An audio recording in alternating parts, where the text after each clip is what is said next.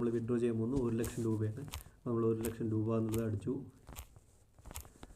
Account select ചെയ്തു. Fund withdraw ചെയ്യാനുള്ള request പോയി.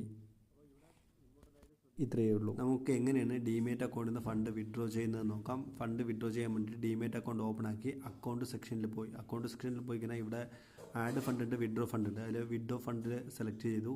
ഇവിടെ നമുക്ക് ബാലൻസ് ഉള്ളത് 1,90,555 രൂപ .74 പൈസയാണ് ഉള്ളത്. അപ്പോൾ നമ്മൾ വിഡ്രോ ചെയ്യുമ്പോൾ 1 ലക്ഷം രൂപയാണ്. അപ്പോൾ ആ 1 ലക്ഷം രൂപ എന്നുള്ളത് എൻ്റർ എമൗണ്ടിൽ അടിക്കേണ്ടതാണ്. എൻ്റർ എമൗണ്ടിൽ 1 ലക്ഷം രൂപ എന്ന് അടിച്ചു. അതിനുശേഷം താഴത്ത് നമ്മൾ ഏത് ബാങ്ക് അക്കൗണ്ടാണ് കൊടുത്തിരിക്കുന്നത് ആ ബാങ്ക് അക്കൗണ്ടിലേക്ക് വിഡ്രോ ചെയ്യാൻ കഴിയൂ. അപ്പോൾ ഞാനിവിടെ 2 ബാങ്ക് അക്കൗണ്ട് കൊടുത്തിട്ടുണ്ട്. അതിൽ ഏത് ബാങ്ക് അക്കൗണ്ടിലേക്കാണോ വേണ്ടത് ആ bank account choose bank account എന്നുള്ളവിടെ പോയിട്ട് സെലക്ട് ചെയ്യണം.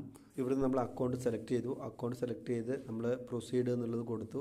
പ്രൊസീഡ് കൊടുത്തു കഴിഞ്ഞാൽ ഫണ്ട് വിഡ്രോ ചെയ്യാനുള്ള റിക്വസ്റ്റ് പോയി കഴിഞ്ഞു.